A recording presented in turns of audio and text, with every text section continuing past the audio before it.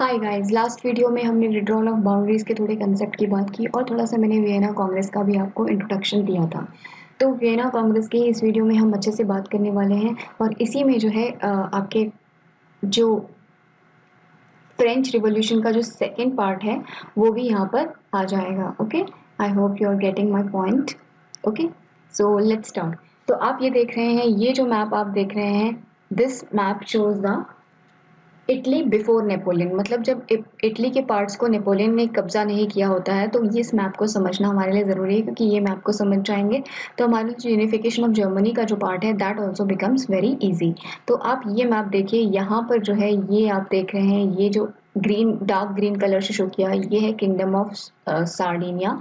ठीक है, सार्डिनिया, और यू कैन से कि इस जो आइलैंड को बोलते हैं सार्डिनिया, और इस जो इटली से जुड़ा हुआ लैंड से जुड़ा हुआ है उसको पीडमोंट बोलते हैं, और इन दोनों को कंबाइन करके पीडमोंट सार्डिनिया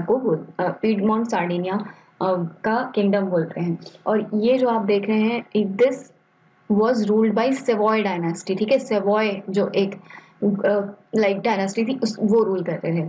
और आप ये जो पार्ट देख दिस इज यू कैन से वेनिस। ठीक है, ये लाइट ग्रीन से जो आप देख रहे हैं वेनिस, और ये वेनेशियन डालमेशिया है यहाँ पर।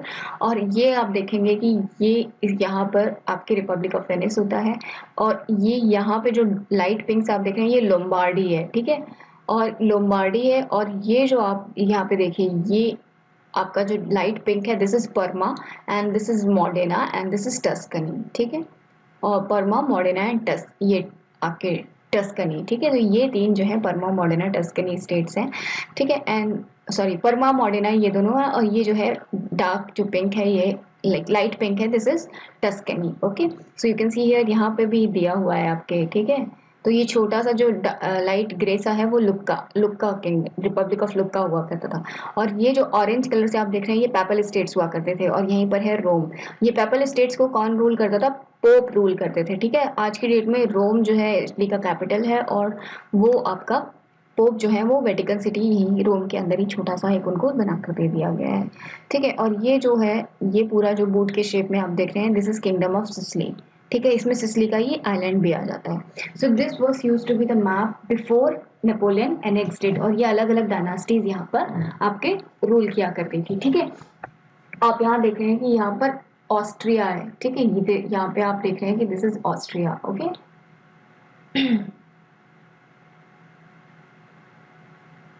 So this is Austria. यहाँ पे ऑटोमन था आपका, that is not a concern for right now.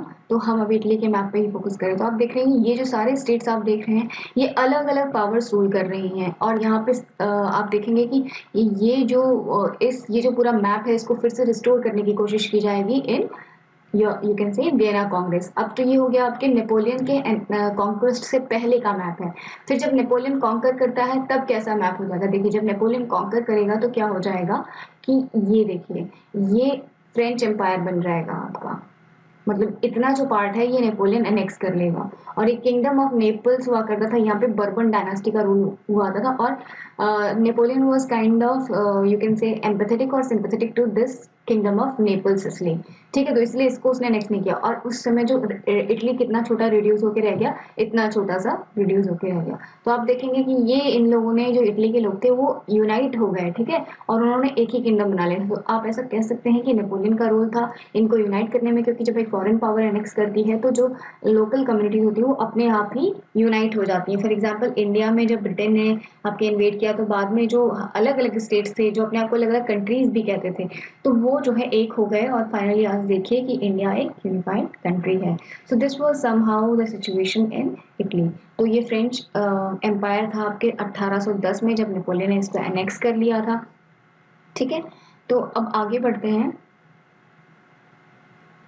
और अब मैटरनिक सिस्टम की हम बात करते हैं। मैटरनिक सिस्टम आया तो उसने क्या आपके डेवलपमेंट करने की कोशिश की, और नेपोलियन के फॉल की हम ऑलरेडी बात कर चुके कि नेपोलियन काफ़ी अच्छा कर रहा था, लेकिन उसकी जो ओवर एम्बिशियस थर्स्ट थी फॉर टेरिटरीज, और प्लस जो है ऑफेंसिव मोनार्की थी, और continuously he was involved in war. These all reasons became his reason of defeat. Russia पे उसने 1812 में अटैक किया, 1814 में लिप्जिग में ही वाज डिफीटेड, और जब वो लिप्जिग में डिफीट किया गया था उसको, तो he was exiled to Elba island. Okay, और जब आप देखेंगे कि वो एल्बा आइलैंड में जब उसको एग्जाइल कर दिया जाता है, वहां से भी वो वापस आता है, और तब वो नई आर्मी बनाता है 1815 में, और फिर फाइनली बैटल ऑफ वाटरलू में वो कोलिशन पावर के साथ लड़ाई करता है, लेकिन ये कोलिशन पावर उसको डिफीट कर देती हैं। तो इस कोलिशन पावर में कौन कौन सी पावर्स थी, देखिए इसमें रशिया था एक तो, one was Russia, another was Prussia. Okay, sounds kind of similar. Okay, Russia, Prussia, Austria, and then Sweden and England. So these were the powers who were there, who fought against Napoleon. Okay, और उसको हरा भी देते हैं, और फिर Saint Helena में उसको भेज देते हैं। सो दीज पावर्स फॉर, और उसके बाद देखेंगे कि ये जो है सारी पावर्स मिल करके एक बैठक करते हैं वियना में 1815 में। ठीक है, तो उसको बोलते हैं वियना कांग्रेस, और यहाँ पे वो डिसाइड करेंगे कि जो हमने इतना सारा कुछ जीत लिया है, जो फ्रांस का एम्पायर, उसको हम कैसे जो है अब आपस में कैसे बांटेंगे, और क्या करना है, इन एम्पायर्स का सिस्टम कौन सा लाना है। वहाँ पे तो लोगों को राइट्स वगैरह भी मिल गए थे, तो उनको कैसे करना है, मोनार्कीज को रिस्टोर करना है कि नहीं करना है, ये सारी चीज़ों पे डिसीजन लेने के लिए ये आपके कांग्रेस बुलाई गई। तो ये मैप हम बाद में डिस्कस करेंगे जब हम थोड़े बहुत इसके मेटरनिक के जो सिस्टम है, यानी कि जो वियना कांग्रेस में जो सिस्टम लाया गया उसकी थोड़ी बहुत बात कर लेंगे, तो उसके बाद हम इस मैप पे आ जाएंगे। तो don't worry about anything. Okay, so now moving forward, see सबसे पहले जो आपके ये वियना ऑर्डर की बात करेंगे, और वियना ऑर्डर में क्या जो है आपके प्रोविजंस लाए जाने की बात कही गई। तो आप यहाँ पर देख रहे हैं कि ये जो वाटरलू का बैटल हुआ था, तो इसमें क्या पावर्स थी, French versus Russia, Britain, Prussia, Austria, Sweden. Sweden आज की डेट में आप देखते हैं इटली के ऊपर छोटा सा एक कंट्री है।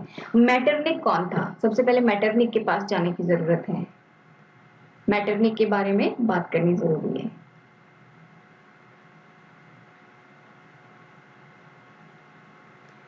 This person is Metternich. Okay, so this person was Austria's prince, और ये जो इसी ने इस पूरे वेनिस सॉरी वियना एग्रीमेंट को जो है होस्ट किया था, वियना कांग्रेस को होस्ट किया था, और ये जो सारा जो ब्रेन था इस पूरे वियना कांग्रेस के बाद में जो सेटलमेंट हुआ था, जिसको मैटरनिक सिस्टम बोलते हैं, वो इसी के नाम पर बोला जाता है। He was the brain behind this Vienna congress. Okay, he was the Austrian prince and he convened a meeting of all the European kings at Vienna in 1815। अब जानने की जरूरत है कि और कौन कौन इसमें पार्टिसिपेट कर रहा था। ठीक है, तो आपने देखा कि एक तो मैटरनिक खुद हो गया, ही वॉज फ्रॉम ऑस्ट्रिया, और ग्रेट ब्रिटेन से आपके थे लॉर्ड कास्टरलीगा। तो ग्रेट ब्रिटेन से जो कास्टरलीगा थे वो ब्रिटेन के फॉरेन मिनिस्टर थे। ठीक है, और प्रशिया से किंग फ्रेडरिक विलियम थे।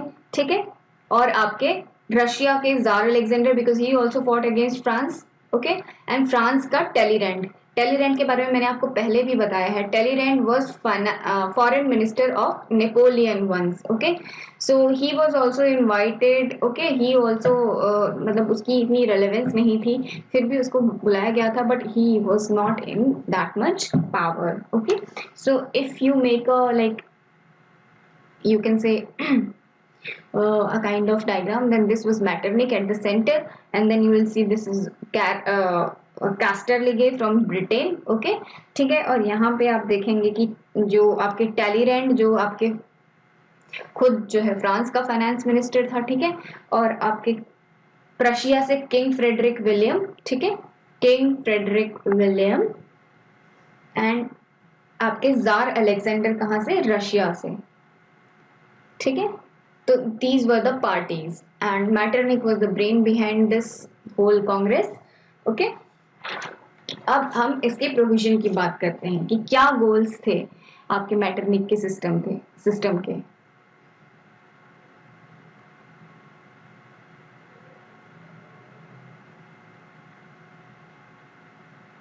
देखिए मेन जो गोल थे वो थे बैलेंस ऑफ पावर, और दूसरा था एक idea of legitimacy. Okay, you will see that. Let's begin. Okay,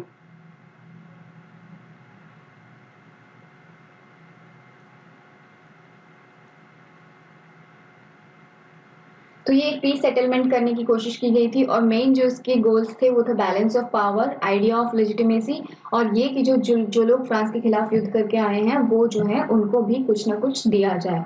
फिर आउटकम की आगे बात करेंगे, और आउटकम बेसिकली यही था कि जब ये ऐसे प्रोविजन लाए गए बैलेंस ऑफ पावर का, लेजिटिमेसी का, एक एक प्रोविजन को हम अच्छे से डिस्कस करने वाले हैं, और ये कि विक्टर्स को रिवॉर्ड देना चाहिए। तो ये जो पहले जो एक्चुअली जो फ्रांस ने जो भी किया, सॉरी नेपोलियन ने जो भी सिस्टम डेवलप किया था उस सबको अंडू करने की कोशिश थी।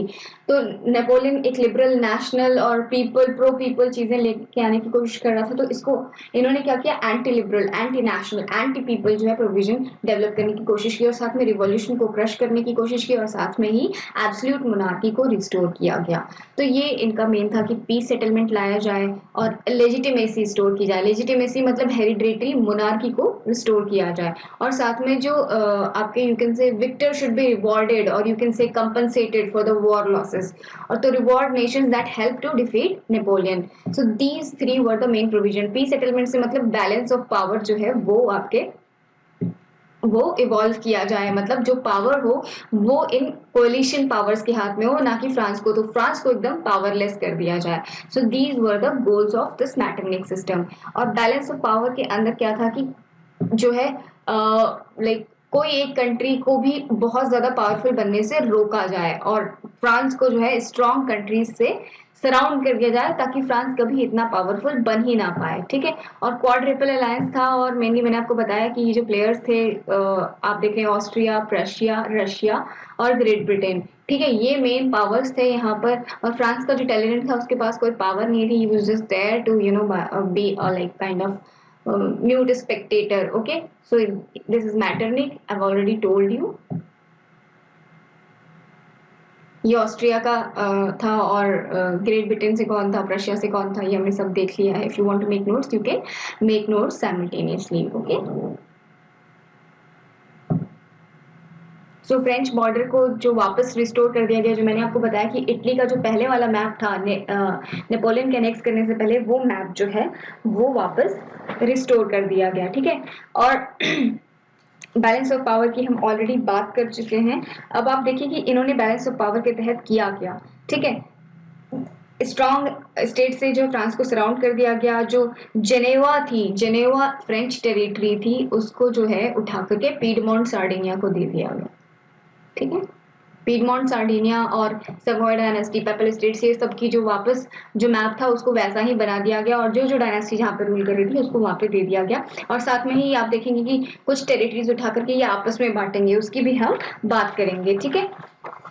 अब आप देखिए कि लेजिटिमेसी का मतलब मोनार्की रिस्टोर करना, ठीक है। और हाउस ऑफ लेजिटिमेसी में इन्होंने क्या क्या किसको किसको कहाँ पर रिस्टोर किया, देखिए मोनार्की को बैक टू पावर ला दिया। फ्रांस में कौन राजा बन जाएगा अब, लुई 18। लुई 18 बर्बन डायनास्टी का ही था, और वो जो है लुई 16 जिसकी वजह से 1789 का फ्रेंच रिवॉल्यूशन हुआ था, आपको याद होगा, तो उसी का जो एक वंशज था, ठीक है। तो बर्बन डायनास्टी के लुई 18 को राजा बना दिया जाता है। और बर्बन डायनास्टी आपको याद होगा कि स्पेन में भी बर्बन डायनास्टी थी, नेपल्स और सिसिली में भी बर्बन डायनास्टी थी, तो वहां पे उनको रिस्टोर कर दिया जाता। अब हम मैप पे चलते हैं, मैप से हमें ज्यादा बेटर समझ में आएगा।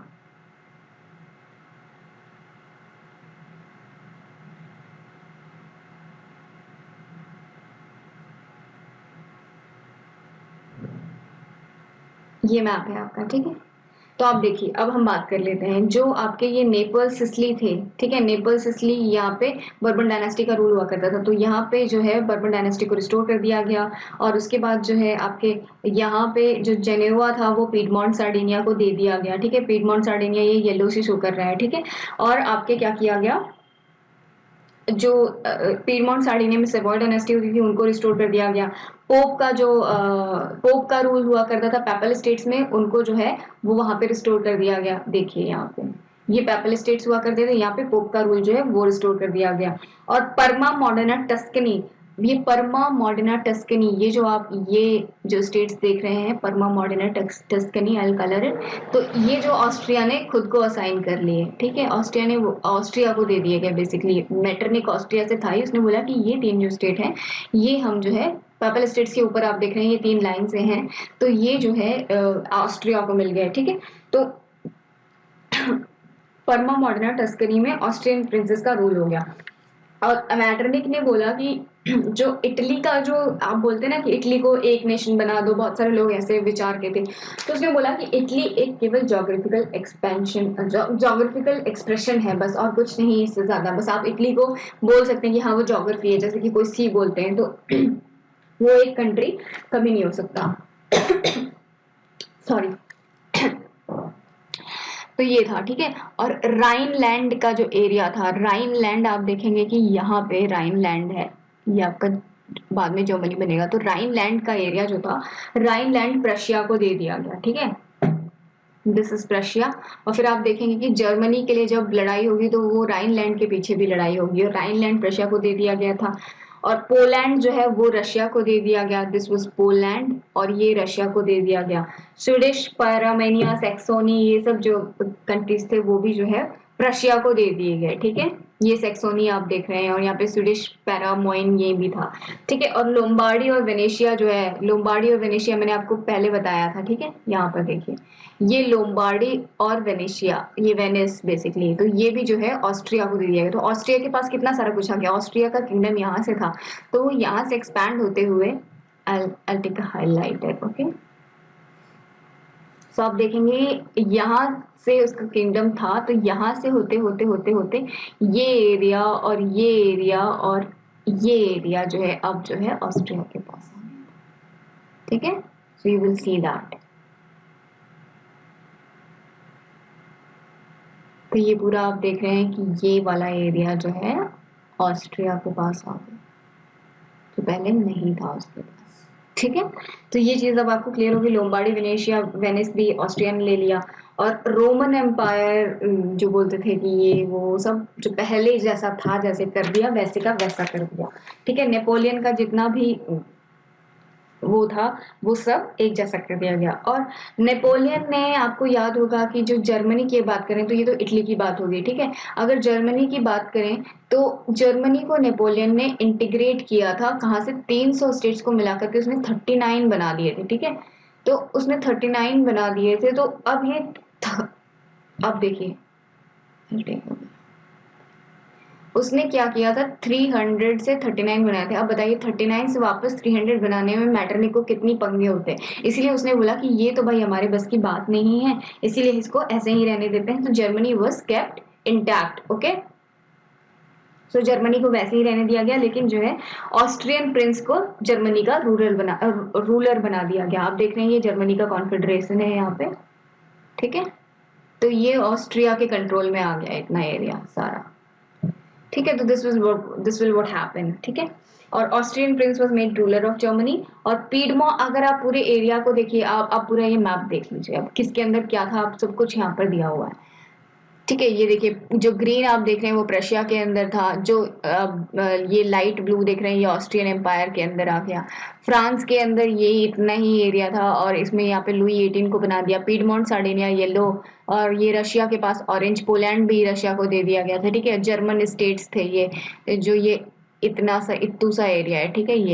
ये तब जर्मन हुआ करता था, और बाद में देखेंगे कि वो जर्मनी अपने आप को एक्सपैंड करेगा, ठीक है। तो ये जर्मन एरिया था, ये ऑस्ट्रिया के अंदर आ गया, ठीक है। और ये बाउंड्री ऑफ जर्मन कन्फेडरेशन जो ये ब्लूइश पर्पल कलर से शो किया हुआ है। आई होप जो मैप का पूरा जो पंगा है वो आपको समझ में आ गया होगा, ठीक है। So now moving forward and talking about the whole Vienna Congress, more about Vienna Congress. तो आपको क्या लगता है कि जो Vienna Congress है इसको लेकर के जो लोकल पीपल होंगे उनका क्या रिएक्शन होगा?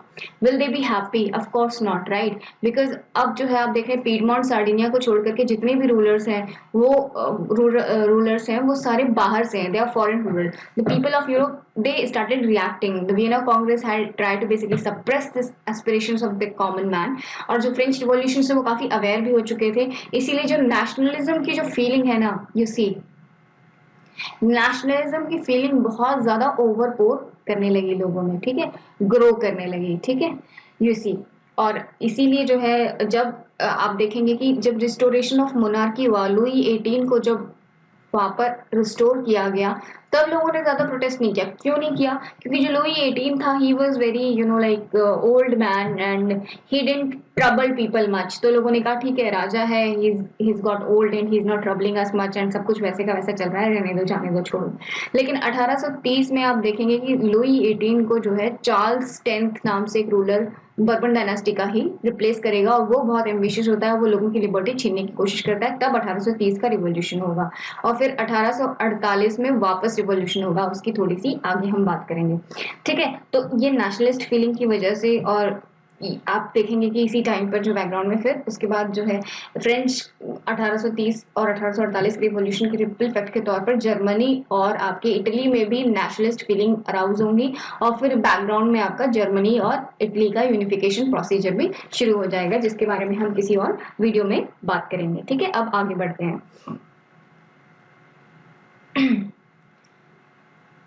गोल्स की हम बात कर चुके हैं। ठीक है, ये सारी बात हम कर चुके हैं।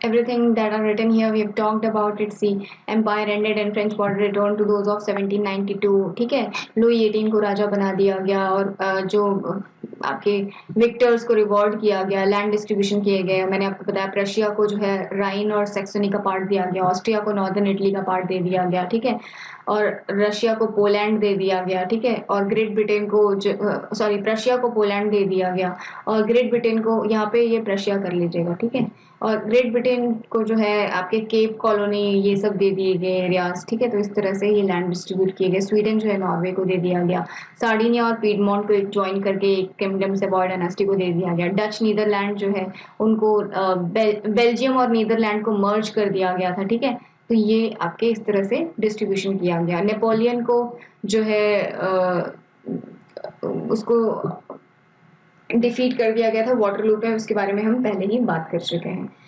देखिए अब जो है वियना के बाद क्या होगा कि देखिए 1815 में मैंने आपको बता दिया कि मोनार्की रिस्टोर कर दी गई, लुई 18 पावर में आ गया। 1824 के आसपास आप देखेंगे, ठीक है, 1824 के आसपास जो है लुई 18 को रिप्लेस कौन करेगा? Charles 10th।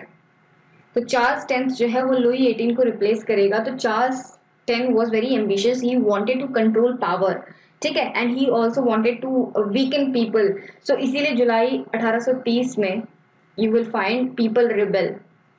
What people say that you cannot rule over us like that. Why? Because 1830 में वो चार्ल्स 10th एक ऑर्डिनेंस लेके आता है, जिसके थ्रू वो इलेक्टेड हाउस ऑफ पार्लियामेंट को डिसॉल्व कर देता है, और जो वोटर की फ्रेंचाइज होती है उसको डिक्रीज कर देता है, प्रेस और सिविल लिबर्टी इन सब चीज़ों को डिक्रीज कर देता है, इलेक्शन सिस्टम में अपने फेवरेबल कोई चेंज लेके आता है। ठीक है, इसीलिए पब्लिक रिबेल करती है, और जो चार्ल्स 10th होता है वो भाग जाता है, और इस तरह से बर्बन डायनास्टी का अंत हो जाता है। ठीक है, तो जुलाई रेवोल्यूशन के बाद he runs away and then Bourbon dynasty का अंत हो जाता है। अब देखेंगे यहाँ पे एक नई डायनास्टी आती है जिसको बोलते हैं ओरलीन्स डायनास्टी, और ओरलीन्स डायनास्टी का राजा होता है आपके लुइस फिलिप। ठीक है, लुइस फिलिप ओरलीन डायनास्टी का राजा होता है। ये जुलाई 1830 में राजा बनता है।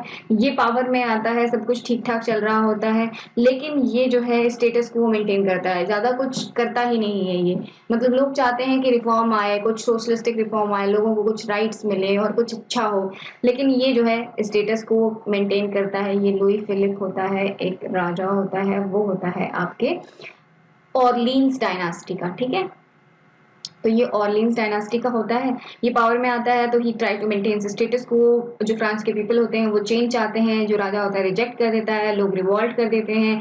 क्योंकि लोग रिवॉल्ट इसलिए करते हैं क्योंकि वो सोशलिस्टिक रिफॉर्म चाहते हैं, और सोशलिज्म की जो आइडियोलॉजी है वो लोगों में काफी ज्यादा प्रोपेगेट कर रही होती है, परपेचुएट कर रही होती है, लेकिन राजा जो है स्टेटस को चाहता है। 1848 में वापस जो है इसीलिए राजा के इस रुख की वजह से रिवॉल्यूशन होता है, और जो लुई फिलिप होता है उसको उखाड़ के फेंक दिया जाता है, उसको सत्ता से उखाड़ के फेंक दिया जाता है। और फिर 1848 में आप देखेंगे कि नेपोलियन थर्ड कौन होता है? नेपोलियन थर्ड जो है नेपोलियन फर्स्ट का आपके भाई का बेटा होता है, मतलब उसका भतीजा होता है, ठीक है। तो नेपोलियन थर्ड पावर में आता है, तो सब कुछ ठीक चलता है कुछ टाइम बाद, लेकिन 1871 में आप देखेंगे कि जनता वापस इससे फिर से नाराज हो जाती है। पहले तो नेपोलियन थर्ड जो ज्वाइन करता है तो वो रिपब्लिक, मतलब फ्रांस को रिपब्लिक डिक्लेयर करता है कि हाँ भाई फ्रांस रिपब्लिक है। तो आप देख रहे हैं पूरा प्रोसीजर चल रहा है कि मतलब एक बारी जो है रिपब्लिक बनता है, उसके बाद फिर मोनार्की बन जाता है, फिर रिपब्लिक बनता है, फिर मोनार्की बनता है। तो ये पहले प्रेसिडेंट की तरह ज्वाइन करता है, लेकिन 4 साल बाद ये अपने आप को राजा बोल देगा कि मैं एम्पेरर हूँ, ठीक है, बिल्कुल नेपोलियन की तरह से। और फिर बाद में इसकी कुछ पॉलिसीज से 1871 में जो है जनता खफा हो जाती है, क्योंकि ये आपके ऑस्ट्रिया के साथ वॉर पे होता है, बहुत सारी चीजें हो रही होती हैं। तो 1871 में फाइनली इससे खफा होकर के जनता इसको भी भगा देगी, और 1871 में फाइनली जो है यू कैन से कि फ्रांस जो है प्रॉपर वाला रिपब्लिक बन जाएगा, ठीक है। तो हमने देख लिया, अगर आप रिवाइज करना चाहें, देखिए सबसे पहले जो मैटरनिक सिस्टम आया, ठीक है, वियना कांग्रेस हुई 1815 में। फिर लुई इसकी वजह से क्या हुआ, लुई 18 जो आपका राजा बनता है, जो बर्बन डायनास्टी का होता है।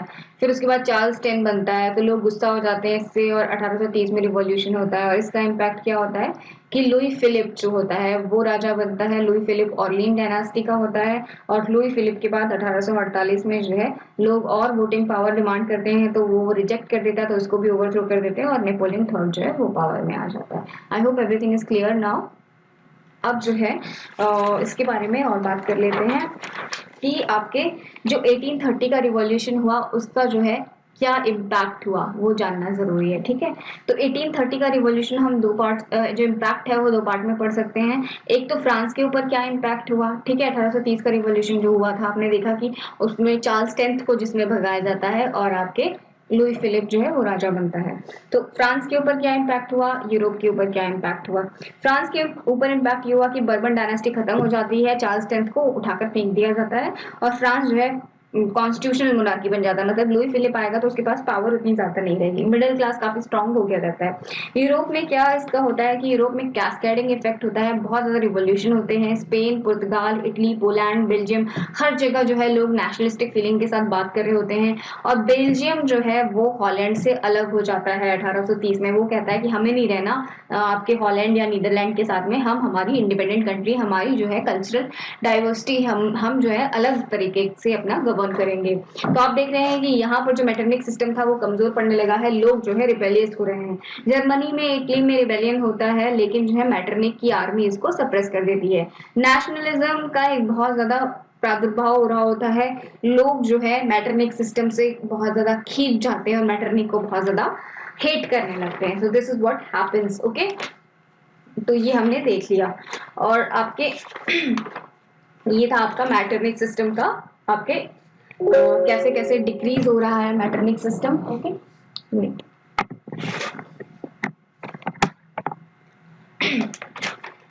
तो 1830 के रिबेलियन का क्या असर हुआ, फिर 1848 के रिबेलियन का हम थोड़ा बहुत बात कर लेते हैं, and then we are almost done with this second phase, and your you can say that Vienna congress also. तो इम्पैक्ट ऑफ 1848 रिवॉल्यूशन क्या होगा, देखिए 1848 रिवॉल्यूशन आपको याद था, अभी मैंने आपको बताया था कि उसमें क्या होगा कि लुई फिलिप जो ऑर्लिन डायनास्टी का होता है, इससे लोग नाराज हो जाते हैं और बोलते हैं कि हमें जो है आपके ये जो आप डिक्टेटरशिप, क्योंकि वो लुई फिलिप जो है लोगों के राइट्स कर्व कर रहा था, लोग रिफॉर्म चाहते हैं, रिफॉर्म लाने के लिए तैयार नहीं होता है, तो ये लुई फिलिप को उठा के फेंक देते हैं, और यहाँ पे आपका नेपोलियन थर्ड राजा बनता है 1848 में। तो 1848 के रिबेलियन के क्या जो है, रिवॉल्ट के क्या असर हुआ यूरोप पे और फ्रांस पे, उसकी थोड़ी सी चर्चा कर लेते हैं। देखिए 1848 का जो रिवॉल्यूशन हुआ ना, उसके ऊपर, उसका फ्रांस के ऊपर क्या इम्पैक्ट पड़ा, उसकी वजह से जो कॉन्स्टिट्यूशनल मोनार्की थी वो ही खत्म हो गई, ठीक है। फ्रांस जो है फिर से रिपब्लिक बना कुछ टाइम के लिए, लेकिन फिर बाद में नेपोलियन थर्ड जो है वो अपने आप को खुद को राजा बना लेगा। नेपोलियन थर्ड जो है वो पावर एज्यूम कर लेता है एज अ प्रेसिडेंट फर्स्ट, लेकिन कुछ टाइम बाद वो खुद को राजा डिक्लेयर कर देता है, ठीक है। लोअर क्लास जो थी वो स्ट्रेंथन हो जाती है, उनके पास वो पावरफुल फील करते हैं, और यूनिवर्सल एडल्ट फ्रेंचाइज लोगों को मिलती है, वोटिंग राइट्स मिलते हैं, और 1871 में आप देखेंगे कि फ्रांस फाइनली नेपोलियन थर्ड को भी भगा देगा और फाइनली एक रिपब्लिक बन जाएगा। आपको यहाँ पे दोबारा रिवोल्यूशन नहीं होगा। 1848 के रिवोल्यूशन की हमने फ्रांस पे इम्पैक्ट देख लिया। अब ओवरऑल यूरोप पे अगर बात करें तो नेशनलिस्ट अपराइजिंग होने लगी थी हर जगह पे यूरोप में, इटली, जर्मनी, हॉलैंड, ठीक है, हर जगह पे रिबेल हो रहे थे। हंगरी में लोग जो है मैटरनिक के अगेंस्ट रिवॉल्ट कर रहे थे। और 1848 के रिवॉल्यूशन को जो उसके कैस्केडिंग इफेक्ट हो रहे थे रेस्ट ऑफ द यूरोप पे, उसको मैटरनिक कंट्रोल नहीं कर पाता है। आप देखेंगे मैटरनिक जस्ट फील पावरलेस, और मैटरनिक को लोग जो है वो मतलब बहुत खतरे में पड़ जाता है, मैटरनिक भाग जाता है, ठीक है, ही रन्स अवे। एंड फिर उसके बाद आप देखेंगे 1848 की वजह से, रिवॉल्यूशन की वजह से वियना कांग्रेस का एंड हो जाएगा, ठीक है, तो वियना कांग्रेस का आपके एंड हो जाएगा, ठीक है। और सोशलिस्ट आइडिया जो है वो बहुत ज्यादा परपेचुएट करेंगे और लोग जो है सोशलिज्म की तरफ काफी रुख करेंगे। और आप देखेंगे कि इसी दौरान जो है कार्ल मार्क्स के आइडियाज वगैरह भी काफी थोड़े टाइम बाद आप देखेंगे कि ऐसे कार्ल मार्क्स जैसे थिंकर्स का जन्म होगा और वो भी सोशलिज्म के आइडिया को परपेचुएट करेंगे। So this was about the 1848 revolution. और पूरा जो है आपका फ्रेंच रिवॉल्यूशन और वियना कांग्रेस का जो पूरा पार्ट है वो अब खत्म हो गया है।